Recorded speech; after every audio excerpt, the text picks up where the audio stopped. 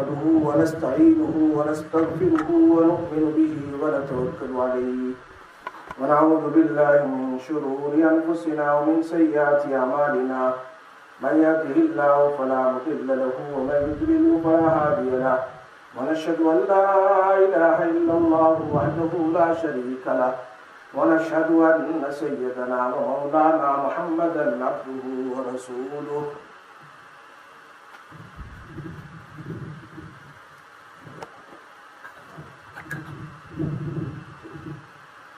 أما بعد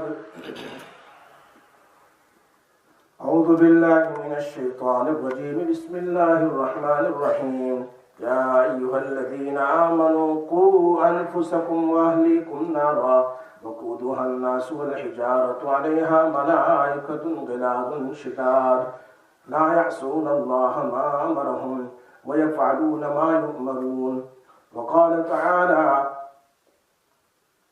والذين يقولون ربنا هب لنا من أزواجنا وذرياتنا قرة أعين واجعلنا للمتقين إماما قال النبي صلى الله عليه وسلم ما نحل والد ولدا من نحل أفضل من أدب حسن أو كما قال رسول الله صلى الله عليه وسلم الترمذي صدق الله العلي العظيم.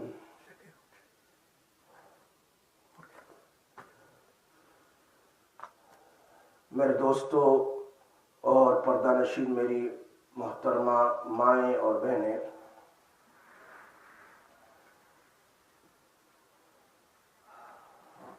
آج کا موضوع بہت ہی امپورٹنٹ ٹاپک ہے، نئی نسل کی تعلیم و تربیت کا مسئلہ۔ ہم اپنی اولاد کی تعلیم و تربیت کیسے کریں؟ ہم اپنی اولاد کی تعلیم و تربیت کیسے کریں؟ یہ ایک نہایت ہی امپورٹنٹ ٹاپک ہے۔ ہر سال اسکولوں میں، کالجوں میں، یونیورسٹیوں میں لوگ نصاب کو بدل دیتے ہیں کہ یہ بک رکھو، یہ بک رکھو، تاکہ آنے والی نسلوں کی تعلیم و تربیت کا مسئلہ آسان ہو جائے۔ لیکن ان ساری کوششوں کے باوجود آج تک کسی کو کوئی صحیح تدبیر، کوئی بات سمجھ میں نہیں آتی۔ یہ ایک بہت ہی اہم ٹاپک ہے میری مائیں اور بہنیں۔ ہم اپنی بیٹیوں کو، بہوؤں کو اور اپنے بچوں کے لیے اس بات کو سنیں۔ نبی اکرم صلی اللہ علیہ وسلم نے اپنی امت کو خاص طور پر بچوں کی تربیت کی طرف متوجہ کیا ہے، خاص طور پر۔ اور کیا کیا بچوں کی ذمہ داری ہے وہ ماں باپ کو بتلائی ہے۔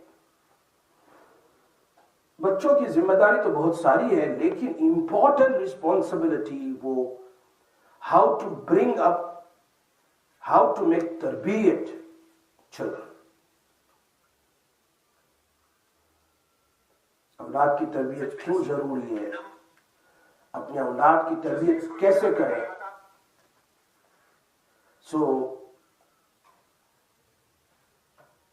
انسان اور جانور میں یہی فرق ہے۔ جانور کا بچہ جب پیدا ہوتا ہے تو پیدا ہوتے ہی اس کی تربیت ہو ہی جاتی، اس کو پتا ہے۔ جیسے بطخ ہے، اگر بچہ ہوا تو جیسے ماں پانی میں تیرتی اس کے ساتھ اس کا بچہ بھی تیرتا ہے۔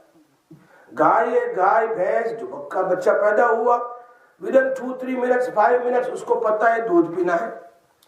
لیکن انسان کے بچوں میں یہ بات نہیں ہے۔ جانوروں کو تو اللہ پاک سکھا دیتا ہے، انسان کے بچوں کی تربیت کے بارے میں نبی اکرم صلی اللہ علیہ وسلم نے سکھایا ہے۔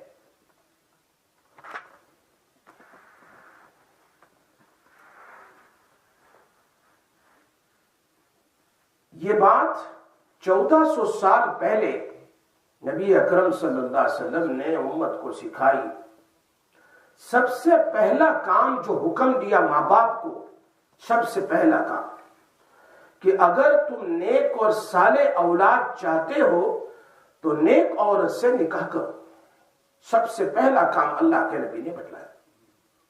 لیکن ہم لوگ پہلے ہی اسٹیپ پر ناکام ہو جاتے ہیں, پہلے ہی اسٹیج پر ناکام. ہمارے نوجوان ظاہری خوبصورتی, حسن و جمال دیکھ کر پاگل ہو جاتے ہیں. سیرت کی خوبصورتی ان کی نگاہوں میں آتی نہیں ہے کہ نبی اکرم صلی اللہ علیہ وسلم کی سیرت کیا ہے. دوسرا اسٹیپ بتلایا, ماں کے پیٹ میں جب بچہ ہوتا ہے اس زمانے میں یعنی 9 مہینے میں ماں کی بہت بڑی ذمہ داری ہے کہ اس کی بڑی نگرانی کی ضرورت کرنی پڑے گی. ماں کے اندر میں اس 9 مہینے میں کوئی غلط کام اگر ہوتا ہے تو اس غلط کام کا اثر بچے پر ضرور پڑتا ہے. یہ بات بھی سکھائی. ایک کتاب میں ہم نے پڑھا تھا کہ مولانا زکریا صاحب رحمۃ اللہ علیہ نے اپنی کتاب آپ بیٹی ہے اس میں لکھا ہے کہ ان کے والد صاحب, ان کے فادر حضرت مولانا محمد یحییٰ صاحب, جو حضرت مولانا گنگوہی صاحب کے خادم خاص تھے. جب میرے والد مولانا زکریا صاحب لکھتے ہیں جب میرے والد پیدا ہوئے تو ان کو پاؤ پارا یعنی کوٹر پارا حفظ تھا. بچہ جب پیدا ہوا نا تو کوٹر پارے کا حافظ تھا. یہ بات کر رہے ہیں مولانا زکریا صاحب اپنے فادر کی. ان کے فادر جب پیدا ہوئے دادی سے تو کہہ رہے تھے کہ وہ کوٹر پارے کے حافظ قرآن تھے. کیوں؟ اس لیے کہ حمل کے زمانے میں, پریگننسی کے زمانے میں ان کی والدہ جو قرآن پڑھتی تھی وہ بچے کو یاد ہو گیا. بچہ جو غلط کام, ماں جو غلط کام کرے گی بچے پر اس کو پیٹ میں اثر ہوگا. ماں جو اچھا کام کرے گی اس کا اثر بچے پر ہوگا. آج جو برائیاں پائی جاتی ہے حمل کے زمانے میں, ماں جو غلط حرکت کرتی ہے اس کے اثرات کا نتیجہ ہے. یہ بات مولانا زکریا صاحب رحمۃ اللہ نے لکھی ہے. تیسرا کام, تو پہلا کام تو اچھی لڑکی ہو جو نیک ہو, اس کو اپنی شادی میں لائے تاکہ وہ نماز وغیرہ عبادت کی پابند ہو تو اس کا اثر بچوں پر ہو. نمبر 2, حمل کے زمانے میں جب پریگننٹ ہو جائے عورت تو بچے کے لیے خود ماں غلط کام کوئی نہ کرے. کوئی بھی ایسے کام نہ کرے جس کا جھوٹ بولنا, غیبتیں کرنا, برائی کرنا, گندے کام کرنا یا اس طریقے سے بہت سارے کام. یہ بہت ہی ضروری ہے. جتنی نیک ماں ہوگی اتنا ہی نیک بچہ ہوگا. بچہ پیدا ہوتے ہی ہمیں تیسرا کام نبی اکرم صلی اللہ علیہ وسلم نے بتایا. بچہ جب پیدا ہوتا ہے تو فوراً شیطان اس کے دل کو دباتا ہے. کیا کرتا ہے؟ اس کے دل کو دباتا ہے. یہ شیطان اپنے کام میں بہت ماسٹر ہے, بہت ماسٹر ہے. شیطان کی محنت انسان کے دل پر ہوتی ہے. شیطان کی محنت انسان کے دل پر ہوتی ہے. حضرت عیسیٰ علیہ السلام نے اللہ سے کہا میں شیطان کو دیکھنا چاہتا ہوں کہ وہ انسان پر کیسے قبضہ کرتا ہے. تو ان کو بتلایا گیا عیسیٰ علیہ السلام کو کہ شیطان ایک فراق کی شکل میں ہے.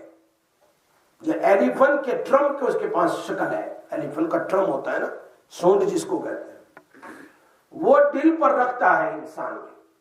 جب بچہ یا جب مرد, جب کوئی عورت اللہ اللہ کرتی ہے تو وہ اپنے سونڈ کو, اپنے ٹرم کو اور اپنے منہ کو ہٹا لیتا ہے, اور جب ذکر سے غافل ہوتا ہے فوراً دل پر قبضہ کرتا ہے. بچہ جب تک ماں کے پیٹ میں ہے, جب تک 9 مہینہ ماں کے پیٹ میں ہے, وہاں تک اس پر شیطان کا کوئی داؤ نہیں چلتا. ہاں اس ماں پر چلتا ہے, ماں کے دل پر, چونکہ ماں تو دنیا میں ہے, بچہ بھی دنیا میں نہیں ہے, تو اس بچے پر 9 مہینے تک شیطان کوئی کچھ نہیں کر سکتا ہے. لیکن ماں کے دل پر تو وہ اثر ڈالتا ہے، چونکہ بچہ ابھی دنیا میں نہیں آیا۔ اسی لیے اللہ تعالیٰ نے اس بچے کو 9 مہینہ شیطان سے بچایا ہے ماں کے پیٹ میں۔ بچہ جیسے ہی دنیا میں آیا، گویا اس دنیا کا حصہ بن گیا، اب شیطان کو فوراً جیسے ہی پیدا ہوا اس کے دل کو دبانا شروع کرتا ہے، یہ اتنا ایکٹیو ہے۔ اور پھر بچہ رونا شروع کرتا ہے۔ پیدا ہوتے ہی کیا، یہ شیطان کو کبھی اس نے دیکھا نہیں، یہ اس کا پہلی بار دیکھنا ہے، یہ پہلی بار دباتا ہے اس کے دل کو۔ تو شیطان کے دل کے ٹٹولنے کی وجہ سے بچہ ہوتا ہے۔ یہ بات ہمیشہ یاد رکھو۔ نبی اکرم صلی اللہ علیہ وسلم نے حضور صلی اللہ علیہ وسلم کے ذریعے سے یہ تعلیم سارے مرد عورتوں کو دی کہ بچہ پیدا ہو اس کو نہلائیں، صاف کر لیں، گندگی دور کر لیں، پہلے ہی اس کے دانے کان میں اذان دے دو جلدی سے، اور لیفٹ کان میں اقامت کہو، تکبیر کہو۔ اور اس کا مسئلہ بھی سمجھایا فقہ میں کہ اگر کوئی مرد وہاں پر نہ ہو، اذان دینے کا طریقہ ایک آدمی بچے کو اٹھائے اور دوسرا آدمی جیسے مؤذن کان پر ہاتھ رکھ کر اذان دیتا ہے ایسے اذان کہیں۔ ایسا نہیں کہ ایک ہاتھ میں بچہ اٹھا لیا اور خالی اذان کہتا ہے۔ جیسے مسجد میں مؤذن کان پر ہاتھ رکھ کر اذان دیتا ہے، ایسے آدمی کو چاہیے کہ بچے کے کان میں اذان دے، دوسرے کے ہاتھ میں بچہ ہو، اس کے کان کے پاس آہستہ آہستہ اذان دے، اور لیفٹ کان میں اقامت اور تکبیر کہے، جیسے مسجد میں تکبیر کہی جاتی ہے، اس میں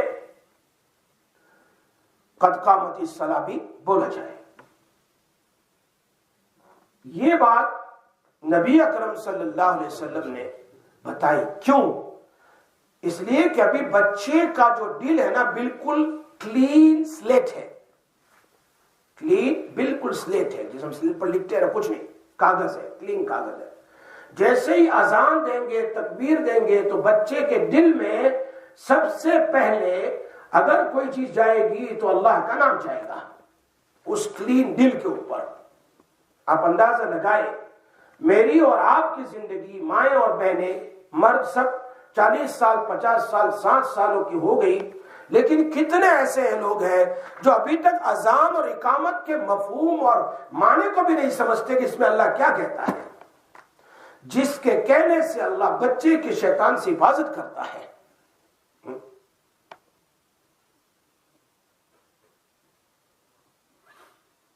ابھی جس بچے کے پیدا ہونے کے 5-10 منٹ ہوئے ہیں، 15 منٹ ہوئے ہیں، اللہ کے نبی کہلوا رہے ہیں کہ اس کے کان میں اذان دو اور اس کے کان میں کیا ہے، اقامت کو۔ کیا فائدہ ہے؟ بچہ تو سمجھتا نہیں ہے، میں اور آپ تو سمجھتے ہیں، بچہ تو سمجھتا نہیں۔ امام غزالی رحمت اللہ علیہ نے احیاء العلوم میں لکھا ہے، اس کی وجہ یہ ہے کہ شیطان اپنی بات کو اس کے دل میں ڈالے، وسوسے ڈالے، اس سے پہلے ہی ماں باپ کو چاہیے کہ اس بچے کی سلیٹ والی یعنی دل کے اوپر اللہ کا نام نقش کر دو۔ اس لیے کہ بچہ جو چیز کان سے سنتا ہے اور جو آنکھوں سے دیکھتا ہے، یہ 2 کیمرے ایسے ہیں کہ اس کا دل بالکل سلیٹ جیسا ہے، وہ فوراً اس کو کیچ کر لیتا ہے۔ کیا کر لیتا ہے؟ کیچ کر لیتا ہے۔ اسی لیے فقہاء نے لکھا ہے، چاہے 1 مہینے کا، 2 مہینے کا، 5 مہینے کا، 10 مہینے کا بچہ ماں باپ کے قریب اگر کوئی ایک ہی روم میں اور ایک ہی بستر پر سویا ہوا ہو یا جاگ رہا ہو، تو اس کے سامنے ماں اور باپ کو انٹرکورس اور صحبت نہیں کرنی چاہیے۔ اگر بچہ دیکھے آنکھوں سے تو بولتا نہیں، سمجھتا نہیں، لیکن اس کے دل پر اس کا اثر ہوگا، جب یہ بڑا ہوگا تب ظاہر ہوگا۔ یہ علماء فقہ لکھتے ہیں یہ بات بچے کی احتیاط کی وجہ سے، کہ اس کا وہ بولتا نہیں ہے، سمجھتا نہیں ہے، لیکن سنتا ہے اور دیکھتا ہے۔ بس ان دو چیزوں کی وجہ سے. یہ کتنا امپورٹنٹ ہے اذان اور اقامت. کچھ سال پہلے ہمارے یہاں ہندوستان میں RSS والوں نے پوسٹر چھپایا تھا اور یہ پوسٹر ساری ہاسپٹلوں کی ہندو نرسز کو دیا تھا. ہندو جو نرس ہوتی ہے نا, اور وہ بھی بچے ڈلیوری کے وارڈ میں جو ہوتی ہے ان کو خاص طور پر دیا جاتا تھا پوسٹر. اور اس پوسٹر میں کیا لکھا ہوا تھا, جب کوئی مسلمان عورت آئے اور اس کو بچہ ہو تو تم نہلانے کے لیے لے جاؤ, تو وہ لوگ اذان دے اس سے پہلے تم اس کے دونوں کان میں اوم بولو. اوم یعنی وہ ان کا جو بھگوان کا نام ہے وہ بولو, تاکہ ان کے دل میں بچپن سے اوم یعنی ہندو کا بیج آ جائے. اتنی پلاننگ ہو رہی ہے, اتنی بچپن سے پلاننگ ہو رہی ہے. شریعت نے ہمیں بچپن ہی سے اپنی اولاد کی تعلیم و تربیت کی طرف متوجہ کیا کہ اس کے سامنے بچپن میں بھی کوئی ایسی حرکت نہ کی جائے کہ ان کے اخلاق کے اوپر اس کے اثر ہو. توبہ کریں اللہ سے. اب اللہ کے نبی آگے فرما رہے ہیں, جب یہ کھانا شروع کریں, دودھ پینا, دودھ تو بچپن ہی سے پیتا ہے, فرمایا ماں کو چاہیے کہ سر کے اوپر اسکارف رکھیں اور ہو سکے تو وضو کے ساتھ رہیں اور داہنی طرف سے اس کو دودھ پلائیں. داہنی طرف سے دودھ پلائیں, پھر بائیں طرف سے بسم اللہ پڑھیں. بچہ تو نہیں پڑھ سکے گا, ماں کو چاہیے کہ بسم اللہ پڑھ کر اس کو دودھ پلائیں. تو نبی اکرم صلی اللہ علیہ وسلم فرمایا کل امر ذی بال لم یبدا بسم اللہ فهو اخطا. ہر وہ کام جو بغیر بسم اللہ کے کیا جاتا ہے اس میں کوئی برکت نہیں ہوتی, ادھورا رہتا ہے. یہ شریعت نے ہمیں سکھایا. اسی لیے جب بچہ پھر کھانا شروع کرے تو اب کوئی کہے بھائی بسم اللہ پڑھاؤ, بسم اللہ پڑھو, بچے کو کہے. بعض لوگ کیا کہتے ہیں, مولوی صاحب ابھی تو یہ بچہ ہے, یہ ابھی سے کیا سیکھے گا. نہیں, ابھی سے سکھانے میں انشاءاللہ امید ہے کہ جب بڑا ہوتا جائے گا تو بسم اللہ خود پڑھے گا. بچپن ہی سے اللہ کے نبی نے سکھایا. بچوں کی تربیت کا نبی اکرم صلی اللہ علیہ وسلم کے زمانے میں اہتمام کتنا ضروری امپورٹنٹ تھا.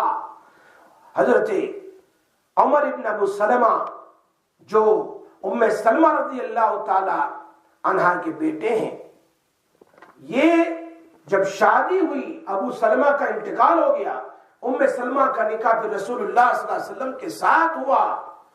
تو حضور صلی اللہ علیہ وسلم کے جب ساتھ نکاح ہوا تو وہ بچہ لے کر آ گئی جس کا نام تھا عمر, اس کو لے کر آئی. گویا یہ بچے کی پرورش اللہ کے نبی کی زندگی میں ان کے گھر میں ہو رہی ہے.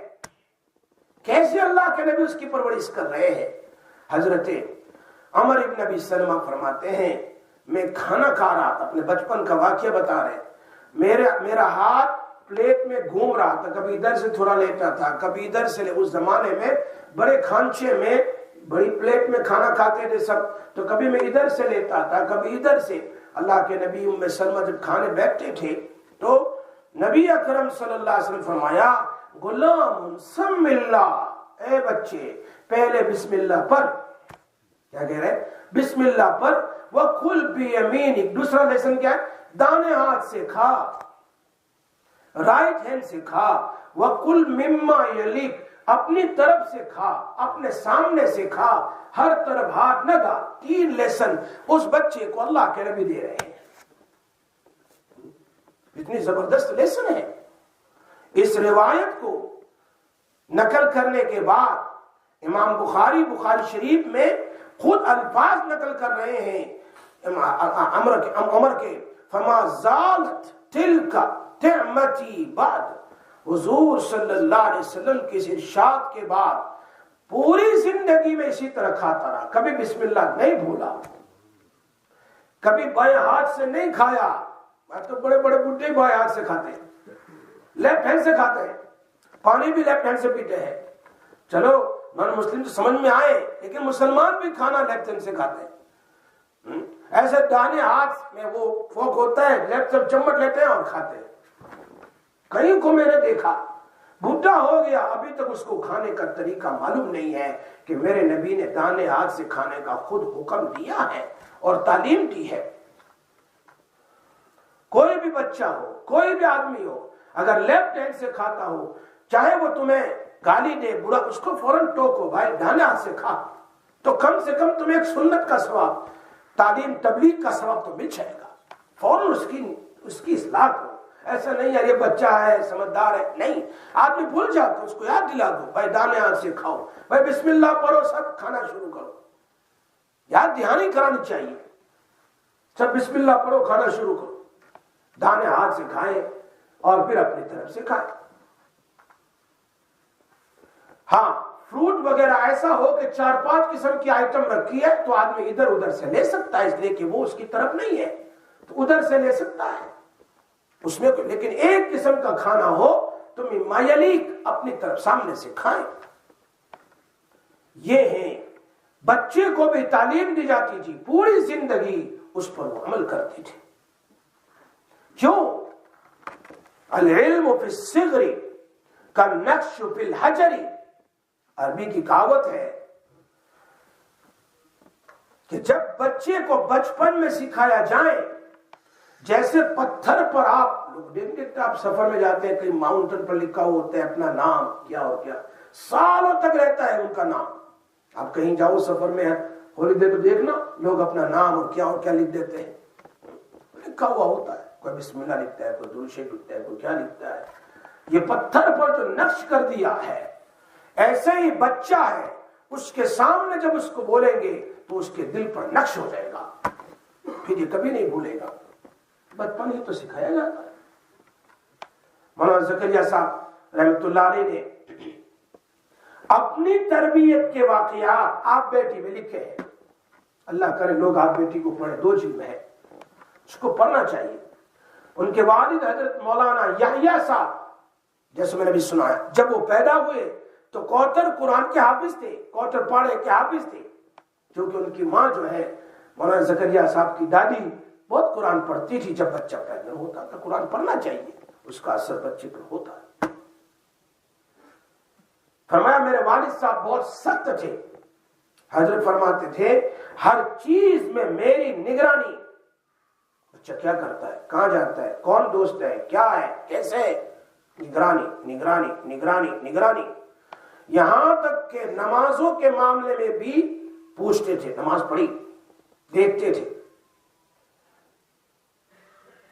اور جب بڑے ہو گئے تو دیکھتے تھے کہ ظہر کس بچے کے ساتھ پڑھی دارالعلوم میں، اگر عصر میں اسی بچے کے ساتھ اس کو مارتے تھے، دوسری جگہ بدل۔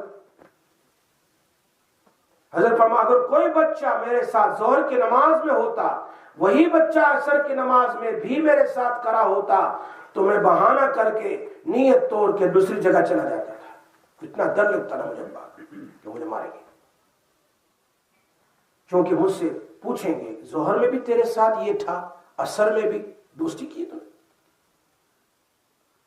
پڑھنے کے زمانے میں دوستی نہیں، پڑھنے کے زمانے میں تیرا دوست قرآن ہے، تیرا دوست کتاب ہے۔ ہمارے یہاں علوم استاد کہتے تھے تم دوستی کرو گے تو کیا پڑھو گے، دوست تو پھر دوستوں کے ساتھ ہی وقت گزارا کرتے رہتے، تم آئے ہو پڑھنے کے لیے تو اپنا دوست قرآن، حفظ قرآن میں قرآن اور کتابوں میں کتاب کے ساتھ دوستی کر لو، بس پڑھتے رہو پڑھتے رہو پڑھتے رہو۔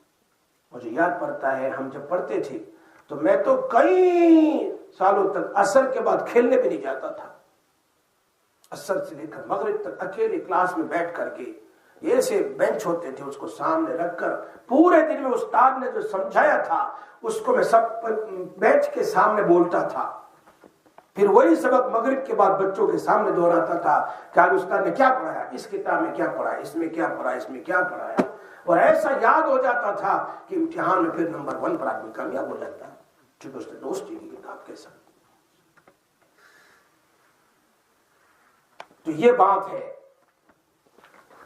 اور حضرت مولانا زکریا صاحب رحمت اللہ علیہ کا مکان دارالعلوم سے بہت دور نہیں تھا، بہت قریب ہے. تو وہ اوپر سے والد صاحب کہتے تھے کہ اس کا دوست کون ہے، کس کے ساتھ چل رہا ہے. اتنی زیادہ، کیونکہ اگر بچہ خراب ہے تیرے بچے کو خراب کرے گا. اگر وہ گھر پر خراب کام کر رہا ہے مدرسے میں اسکول میں آ کر تیرے بچے کو خراب کرے گا. اس لیے پوچھنا چاہیے بچہ کیسا ہے، تیرا دوست کیسا ہے. اگر وہ دنیاوی لائن کی باتیں بہت زیادہ کرتا ہے تو بچہ بھی دیکھ آ کر کہے گا تم کو بھی دنیاوی لائن کی باتیں زیادہ کرے گا. اس کا اثر فوری طور پر پڑتا ہے. کہ مولانا زکریا صاحب کہتے ہیں میرے والد صاحب اوپر سے دیکھتے تھے. اسی لیے مولانا یحییٰ صاحب تو حضرت مولانا گنگوئی صاحب کے خلیفہ تھے. یہ بہت ہی مولانا یحییٰ صاحب کی تربیت ہوئی تھی. اللہ اکبر.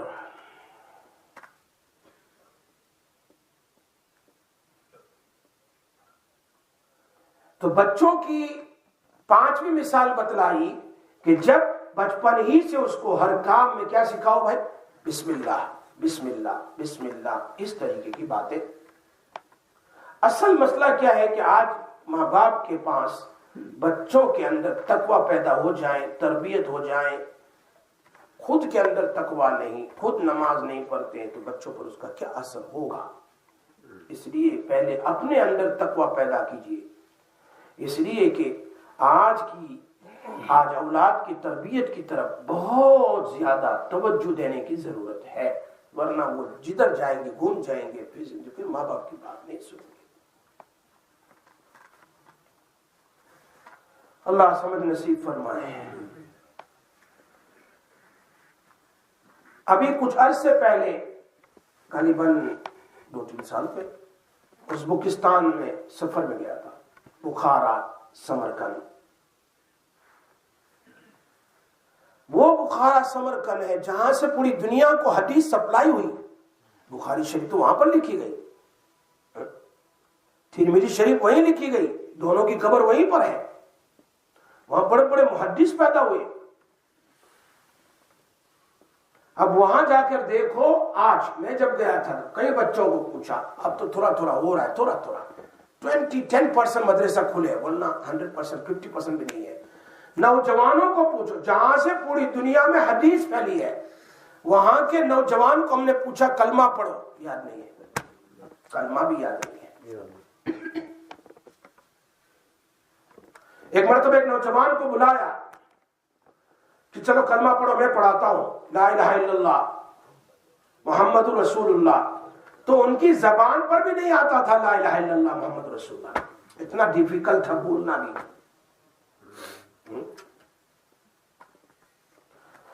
تو ہم کو دیکھ کر پوچھتے تھے، ہماری تو بڑی جماعت تھی 40 آدمی کی، کہاں سے آئے؟ ہم فلاں جگہ سے آئے ہیں. اگر ہمارے ساتھ کچھ ہندوستان کے بھی لوگ تھے، کچھ وہاں سے بھی آئے تھے، انہوں نے کہا انڈیا سے آئے ہیں. کہا نمستے، کیا کہتے ہیں نمستے. ان کو نمستے یاد ہے، لیکن لا الہ الا اللہ انا للہ و انا الیہ راجعون جہاں سے پوری دنیا میں وہ خارج ہے. اگر ہم بچوں پر دھیان نہیں دیں گے تو حالت یہ پیدا ہوتی ہے. اس لیے بعض مرتبہ بعض شاعر کہتے ہیں نا، لیس الیتیم الذی قد مات والدہ ان الیتیم یتیم العلم والادب. اگر سمجھ میں آ جائے، یتیم وہ نہیں جس کے باپ کا انتقال، وہ تو ہے یتیم. یتیم وہ نہیں جس کے باپ کا انتقال ہو. یتیم تو وہ ہے جو ماں باپ کی تعلیم و تربیت سے محروم، وہ یتیم ہے. ماں باپ زندہ ہے، یتیم تو وہ ہے. کبھی میں نے میرے بیٹے کو بیٹے قرآن پڑھا، بیٹے نماز پڑھی، صحیح بات کہنا، اس کو فورس کرنا ضروری ہے. پھر اللہ سے دعا بھی کرو کہ اللہ پاک ان کو ہدایت دے. اسی لیے شروع میں جو آیت پڑھی،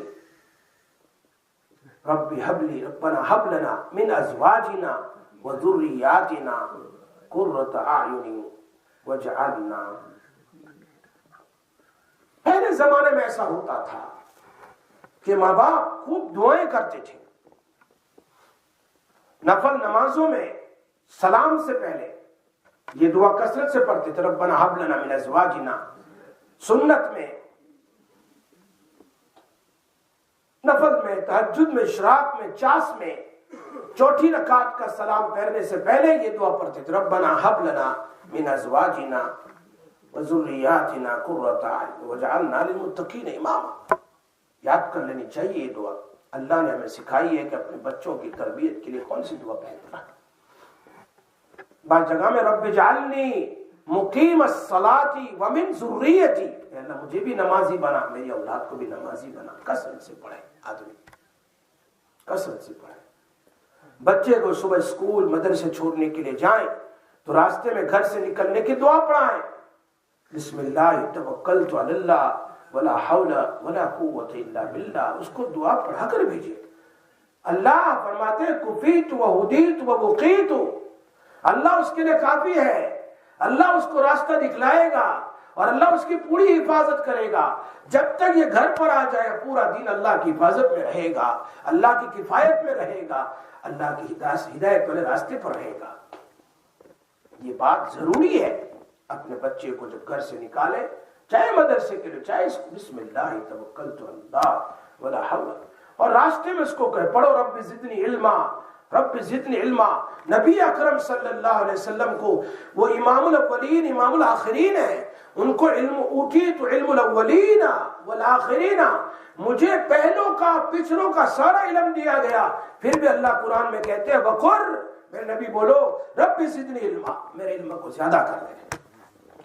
اس نبی کو جب یہ حکم ہے، میں اپنے بچے کو اپنے لیے کیوں نہیں پڑھتا، اپنے بچوں کے لیے کیوں نہیں پڑھاتا؟ رب زدنی علما، رب زدنی، یہ تو اللہ نے اپنے نبی کو دعا سکھائی ہے، ہمیں بھی اپنے بچوں کو سکھانی چاہیے. ہم بھی اسی نبی کی امتی ہے. یہ بہت ضروری ہے. ہمارے پہلے زمانے کی بات ہمارے والد صاحب سناتے تھے کہ معاشرے میں، سماج میں، سوسائٹی کے کچھ قوانین اور کچھ قیودات ہوتے تھے کہ کوئی کھلے سر بھی باہر نکلے. پہلے ان کے دادا کے زمانے کوئی کھلے سر بھی نکلنے کی ہمت نہیں کرتا تھا. آج تو کھلے سر ہی نماز پڑھ لیتے ہیں، بغیر ٹوپی کے نماز پڑھتے ہیں. اور اگر کوئی بڑا آدمی سامنے آ جاتا تو سلام کرتے تھے. اگر کوئی بڑا آدمی تنبیہ کرتا تھا غلط بات کے اوپر تو فوراً اس کو جی انکل، جی انکل، جی انکل. ایسا نہیں تو کون سا بڑا آ گیا، نہیں. آج تو ہمارے بچے یہی جواب دیتے ہیں، تو کون سی مجھے بتانا. پہلے زمانے میں برائیوں میں پڑنے کے راستے بہت کم تھے، کیونکہ پورے معاشرے کا ایک نظام تھا. اس کی وجہ سے بچے باز رہتے تھے. اب تو معاشرے میں سب سے بڑے مربی ہی اس طرف غافل ہیں جو تربیت کرنے والے ہیں. ہم ہی نے اپنے گھر میں وہ چیزیں لا کر رکھی ہے جس کو ٹی وی کہہ دے، اور کیا ہے. بچے اس کو دیکھتے ہیں، خود دیکھتے ہیں، وہی پہنتے ہیں جو وہی بولتے ہیں اندر میں، وہی ایکٹنگ کرتے ہیں جو وہ بولتے ہیں. اب میں غلط بولوں تو آپ بتاؤ مجھے. دیکھیے کتنے ایسے بچے ہیں، بچے کی تربیت ہم نہیں کرتے، یہ ٹی وی اس کی تربیت کرتا ہے. ٹی وی کیا اس کو کہتے ہیں، ٹی وی. ہاں، یہ ٹی وی اس کی کیا کرتا ہے، تربیت کرتا ہے. ہر ٹی وی کے مطابق وہ بچہ زندگی گزار رہا ہے، اسی کی باتیں وہ بتلاتا ہے. آج میں نے یہ دیکھا، آج میں نے یہ سنا، آج میں نے یہ ڈرامہ دیکھا. بعض ابھی میں توبہ اللہ مسجد میں بیٹھا ہوں، ہماری بعض عورتوں کی طرف سے مجھے بتلایا گیا کہ وہ رات کو جب تک ڈرامہ نہ دیکھے وہاں تک سوتی نہیں. میں بریڈ فورڈ کی بات کر رہا ہوں، میں انڈیا کی بات نہیں کر رہا ہوں بھائی. مجھے باقاعدہ ان کے گھر والوں نے بتایا کہ وہ جب تک ڈرامہ نہ دیکھ لے اور نماز کا اس کو کہا جائے تو کہے پہلے یہ ڈرامہ دیکھ لیتی ہوں، یہ انڈیا کا کوئی ہوتا ہے یا فلاں کا، پھر بعد میں نماز پڑھوں گی. گویا دنیا کو، ڈراموں کو سب سے پہلے پریفرنس ہے اور میرے اللہ کو نمبر 2 پر رکھا ہے. اب اس کے بچوں پر کیا اثر ہوگا بتاؤ. یہ میں آج مسجد میں بیٹھا ہوں، ویسے مجھے دماغ میں نہیں تھا، اللہ نے یاد دلایا. اب جو چیز رونے کی تھی اس کو ہم اچھا سمجھتے ہیں. اب کہاں کون روتا ہے کہ یہ ہو رہا ہے؟ ایک بچہ غلط کام کرتا ہے تو پوری رات نیند نہیں آتی، ہائے میرے بچے نے یہ کام کیسے کر دیا. نہیں. ابھی ایک ماں باپ نے مجھے بتایا، میرے پاس تو ہزاروں کیسز ہیں، کہ میرا بیٹا اسکول میں گیا، میں نے کہا کچھ پڑھایا بھی نہیں، کچھ نہیں، وہ بس ناظرہ قرآن پورا کیا اور کچھ نہیں کیا اس نے. پھر کیا ہوا؟ کہا میں نے لنڈن یونیورسٹی میں بھیج دیا. اچھا پھر کیا ہوا؟ کہا وہ 4-5 سال سے واپس نہیں آ رہا ہے، تو ہم اس کو لینے کے لیے گئے، دیکھنے کے لیے گئے کیا ہو رہا ہے. تو دیکھا، ہم جب وہاں پہنچے تو پھر وہ تو دوسرا مسئلہ تھا اس کا، تو دوسرے آدمی کے ساتھ وہ مین ٹو مین شادی کی کہتے ہیں نا اس کو، وہ ہے LGBT BT بہت جو بھی ہو. وہ جب میں گیا تو وہ سامنے والے بچے نے پولیس کو فون کر دیا، تو ہم تو ایک رات دن جیل میں بیٹھ کر آئے. بچے کو لانے پہ دور کی بات ہے، دیکھنا جیل میں بیٹھ کر آئے. صحیح بات، مسجد میں بیٹھا ہوں، جھوٹ نہیں کہہ رہا ہوں.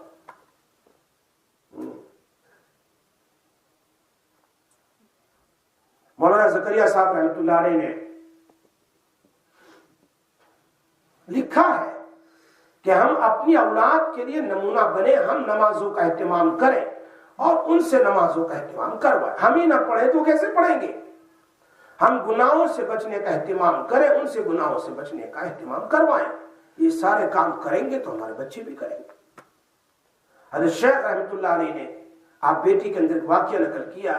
میری بچیاں جب چھوٹی تھی تو کبھی باہر ہندوؤں کی شادی وغیرہ کا کوئی جلوس ہوتا تھا، بین باجا ہوتا تھا، تو بین باجے کی جب آواز آتی تھی تو بچیاں آدھے آدھے گھنٹے تک کانوں کے اندر میں انگلیاں رکھ کر بیٹھی رہتی تھی.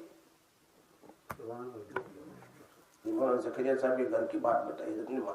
آپ بیٹی میں لکھا ہے، آپ بیٹی میں لکھا ہے کہ انہوں نے نبی صلی اللہ علیہ وسلم کو خواب میں دیکھا تھا، مولانا زکریا صاحب رحمۃ اللہ علیہ، اور اللہ کے نبی نے کہا کہ میں نے تم کو قطب کا لقب دیا ہے اور آپ سب کو بتانا. قطب کا درجہ ولی ابدال القطب بہت بڑا ہے. آپ بیٹی میں لکھا ہوگا. تو وہ کیا کہتی تھی؟ ایسے جب تک وہ بین باجے والے چلے نا، کیونکہ انڈیا میں تو وہ جاتے ہیں نا گاؤں میں سے، ایسے محلے میں سے، اسٹریٹ میں سے بجاتے، تو یہ بچیاں کیا کرتی تھی؟ چھوٹی بچیاں اپنی کان میں انگلی ڈال کر کہتی تھی شیطان آ گیا، شیطان آ گیا، شیطان آ گیا.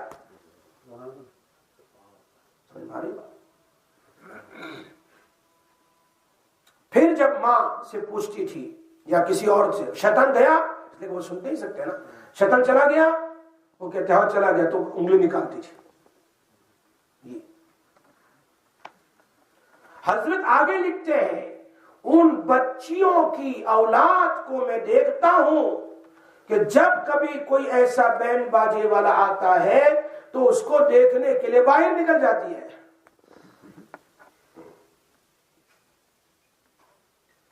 اور دوسروں سے کہتے ہیں آ جاؤ آ جاؤ، دیکھو دیکھو دیکھو. سو ہماری بچیوں پر اپنے ماں باپ کا اثر، ان کے بچوں پر ان کا. اس لیے حضرت مولانا زکریا صاحب رحمت اللہ علیہ فرماتے ہیں والد صاحب کے، جب وہ کہتے ہیں ایک مثال کے ذریعے سے بہت ساری باتیں لکھتے ہیں. آگے لکھتے ہیں برے حضرت وقت ہو گیا ہے، بچے کو اپنے لیے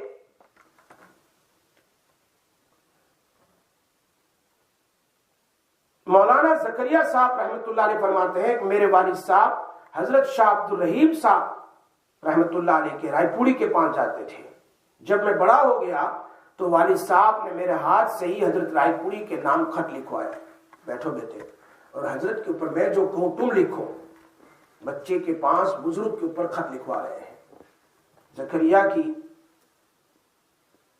بیری کس کو کہتے ہیں؟ پیر باندھنے کی رسی. زکریا کی بیری میرے پاؤں میں پڑی ہوئی ہے. اب اس کی طرف سے مجھے اطمینان ہو گیا ہے، یعنی بچہ بھی تھوڑا بڑا ہو گیا، سیدھے راستے پر آ چکا ہے. اب میں چاہتا ہوں کہ میں بیٹے کو لے کر آؤں، اللہ والے تم ہیں عبد الرحیم صاحب، ان کے ساتھ میں 2 مہینے تمہارے پاس رہوں تاکہ بچے کی اور تربیت ہو، کسی اللہ والے کی مجلس میں لے جائیں، ذکر مجلس میں لے جائیں، ان کے ساتھ سلام کروائیں، بات کروائیں، دعا کی درخواست کریں بچوں کو۔ تو بچے کو کیا کہا؟ بیری کہا۔ کیا کہا؟ اب یہ بیری میرے پاس کے پیر کے پاس ہے، یعنی میں نے اپنے پیر کے اس کو باندھ دیا ہے۔ یہ آپ کی دکان ہے وہ چل رہی ہے تو آپ اس دکان کو چھوڑ کر کہیں جائیں گے؟ نہیں جائیں گے۔ کوئی سفر کریں گے؟ نہیں۔ کسی کی شادی میں جائیں گے؟ نہیں، کیونکہ آپ یہ سمجھتے اگر میں وہاں جاؤں گا تو میری دکان کا کیا ہوگا؟ نقصان ہوگا۔ حقیقت تو ہے کہ آج ہم نے اپنے بچوں کی وہ حیثیت بھی نہیں دی، دکان کی بھی حیثیت بچوں کو نہیں دی۔ اپنے بچوں کو جو چاہے کرتے رہے، ہم اپنا کام دنیا کا کرتے رہتے ہیں۔